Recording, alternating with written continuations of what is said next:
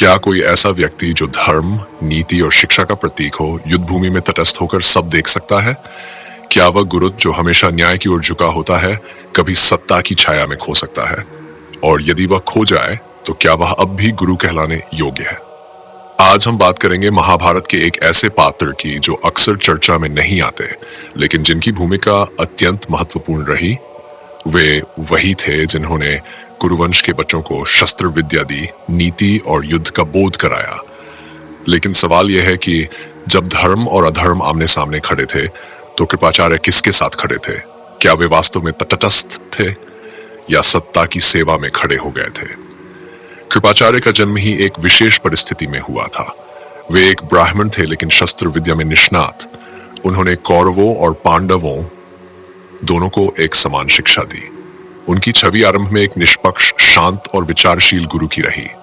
लेकिन जैसे जैसे महाभारत की घटनाएं आगे बढ़ती हैं, वैसे वैसे कृपाचार्य का व्यवहार कई बार प्रश्नों के घेरे में आता है।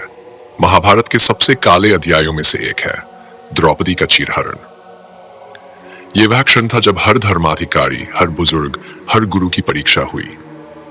भीष्म, द्रोणाचार्य और कृपाचार्य ये सब वहां मौजूद थे। लेकिन जब द्रौपदी ने न्याय की पुकार लगाई, तो कृपाचार्य मौन थे। उनकी ये चुप्पी क्या दर्शाती है? क्या यह धर्म के प्रति तटस्थता थी या सत्ता के प्रति समर्पण? एक केवल शस्त्र चलाना नहीं सिखाता, वह शस्त्र के उपयोग की मर्यादा भी सिखाता है। कृपाचार्य ने विद्या दी, लेकिन जब उनके शिष्य उसी विद्या का उपयोग अन्याय और अपमान के लिए करने लगे, तब उन्होंने हस्तक्षेप क्यों नहीं किया?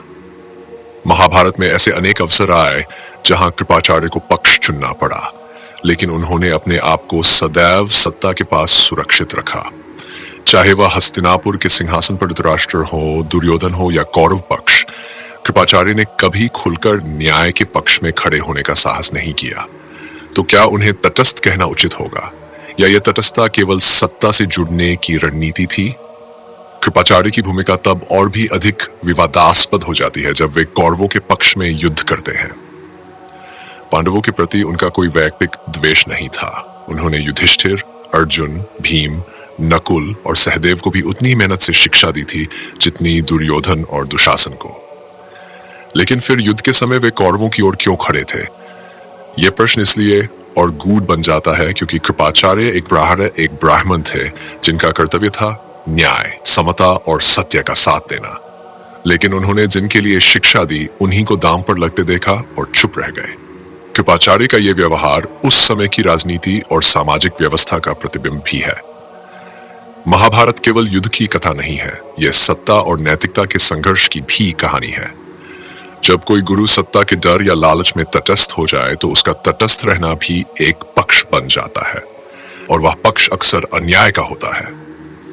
आज के समय में भी जब हम शिक्षकों, मार्गदर्शकों और नीति निर्माताओं की बात करते हैं, तो हमें यह देखना चाहिए कि वे कितने तटस्थ हैं और उनकी तटस्थता किसके पक्ष में काम कर रही है। कृपाचार्य के जीवन का एक और मोड़ आता है जब अश्वत्थामा द्वारा ब्रह्मास्त्र का उपयोग कर द्रौपदी के पुत्रों की हत्या की जाती है।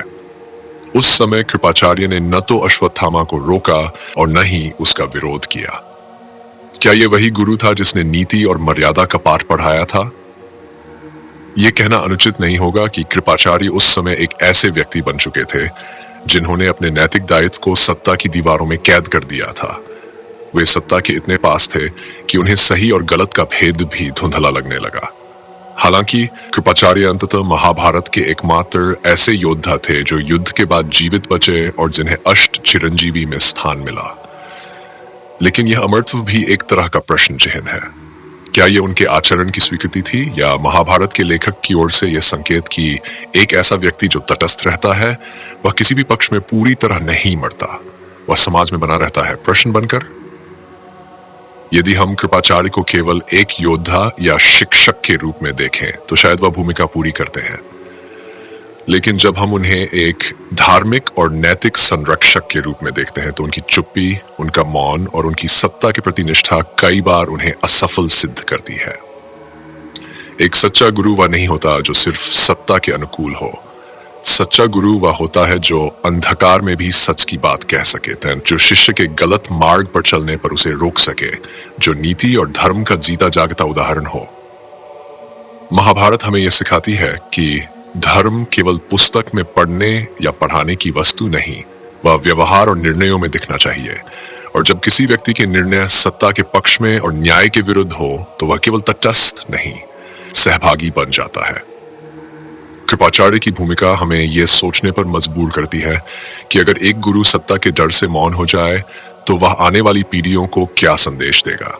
क्या वह तटस्थ कहलाएगा या अपराध का मौन साक्षी। और यह प्रश्न केवल कृपाचार्य तक सीमित नहीं है। यह प्रश्न आज हर उस व्यक्ति के सामने है जो शिक्षा देता है, न्याय का पाठ पढ़ाता है या समाज को दिशा दिखाने की बात करता है। महाभारत की यह कथा हमें यह नहीं सिखाती कि कृपाचार्य अच्छे थे या बुरे। यह हमें सिखाती है कि मौन कभी कभी सबसे बड़ा अपराध होता है, खासकर तब जब आपके पास बोलने की शक्ति हो। अब बारी आपकी है। आप बताइए, कृपाचार्य के मौन और व्यवहार को आप क्या मानते हैं? क्या वे सच में तटस्थ थे या सत्ता के समर्थक? कमेंट में अपनी राय जरूर लिखें। और अगर आपको यह विश्लेषण पसंद आया हो तो इसे शेयर करें ताकि और लोग भी सोचें, समझें और इससे कुछ सीख सकें।